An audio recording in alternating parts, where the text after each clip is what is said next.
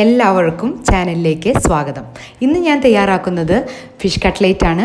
ഏട്ട എന്ന മുള്ളില്ലാത്ത മീൻ വെച്ചിട്ടാണ് കട്ട്ലേറ്റ് തയ്യാറാക്കുന്നത്. ഇനി എങ്ങനെയാണ് തയ്യാറാക്കേണ്ടതെന്ന് നോക്കാം. അതിനായിട്ട് ഇവിടെ ഒരു സവോളയും 3 പച്ചമുളകും കുറച്ച് വേപ്പിലയും ചെറിയ കഷ്ണം ഇഞ്ചിയും അരിഞ്ഞു വെച്ചിട്ടുണ്ട്. ഇത് വഴറ്റാനുള്ളതാണ്. ഇവിടെ ഏട്ട എന്ന മീനാണ് ഉപയോഗിക്കുന്നത്. അത് ഉപ്പും മഞ്ഞളും ഇട്ട് വേവിച്ച് ഉടച്ചു വെച്ചിട്ടുണ്ട്. പിന്നെ ഇവിടെ 2 ഉരുളൻകിഴങ്ങ് ഉപ്പിട്ട് വേവിച്ച് ഉടച്ചു വെച്ചിരിക്കുന്നു. ഇനി ഇത് നമുക്ക് വഴറ്റിയെടുക്കാം. ഇനി നമുക്ക് ചൂടായ എണ്ണയിലേക്ക് ഇത് വഴറ്റാനിടാം. 3 ടേബിൾ സ്പൂൺ എണ്ണയാണ് ഒഴിച്ചിരിക്കുന്നത്.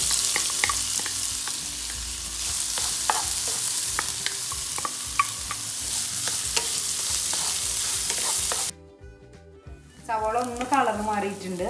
ഇനി നമുക്കിതിൽ മസാല ചേർക്കാം. ആദ്യം കുറച്ചൊരു ഉപ്പ് ഇട്ടാൽ മതി. ഉരുളൻകിഴങ്ങിലും മീനിൽ നമ്മൾ ഉപ്പ് ഇട്ടിട്ടുണ്ട്.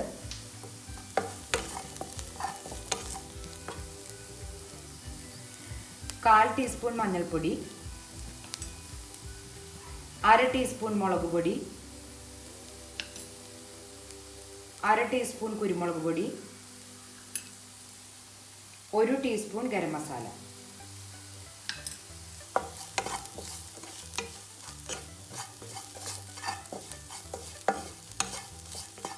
ഇതൊന്ന് ചൂടായാൽ മതി.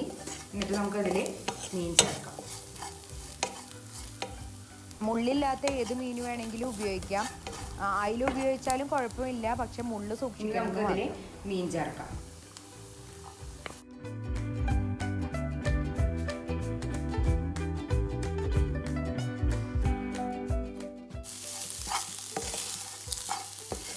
ഒന്ന് ഇതിൽ കിടന്നിട്ട് ഒന്ന് മൊരിയണം. അപ്പോൾ കട്ട്ലേറ്റിൻ്റെ പാകമാവും. സിമ്മിലിട്ടിട്ട് വേണം ഇത് മൊരിച്ചെടുക്കുക. ഇത് നല്ല മൊരിഞ്ഞ് വന്നിട്ട് മീൻ. ഇനി ഇതിലേക്ക് നമുക്ക് ഉരുളൻകിഴങ്ങ് ചേർക്കാം.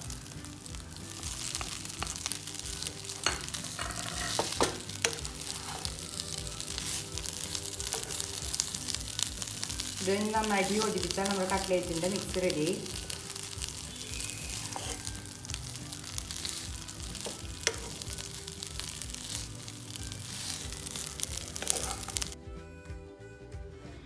മിക്സ് എല്ലാം ചൂടാറിയ ശേഷം വേണം ഇതുപോലെ ഷേപ്പാക്കി എടുക്കുക. ഏത് ഷേപ്പിൽ വേണമെങ്കിൽ ഉണ്ടാക്കാം. ഞാൻ ഇതുപോലത്തെ ഒരു ഷേപ്പ് ഉണ്ടാക്കിയെന്ന് മാത്രം.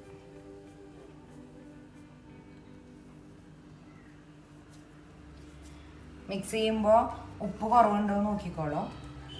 അപ്പോൾ അതിനനുസരിച്ച് വേണമെങ്കിൽ ആ സമയത്ത് ഉപ്പ് ചേർക്കാം. ഇനി നമുക്ക് ഇത് വറുത്തെടുക്കാം. ഇത് ഇനി മൊരിച്ചെടുക്കാൻ വേണ്ടിയിട്ട് ഇവിടെ മുട്ട കുരുമുളക് ഉപ്പിട്ടിട്ട് വെച്ചിട്ടുണ്ട്. ഇത് റസ്ക് പൊടിച്ചതാണ്. ഇനി ഓരോന്നായിട്ട് നമുക്കിതിൽ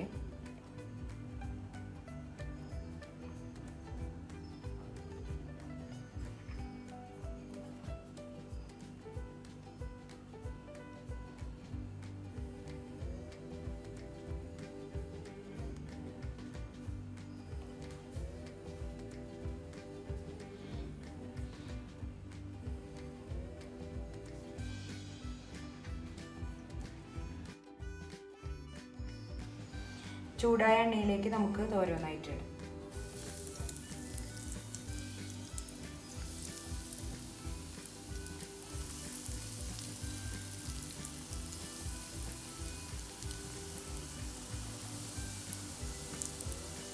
മീനും ഉരുളൻകിഴങ്ങൊക്കെ വെന്തതായതുകൊണ്ട് പെട്ടെന്ന് തന്നെ നമുക്ക് എടുക്കാം.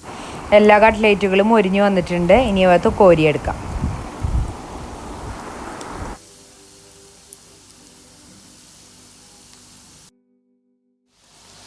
ഏതാണ്ട് മൊരിഞ്ഞ് തുടങ്ങിയിട്ടുണ്ട്. ഇനി നമുക്കിത് എടുക്കാം.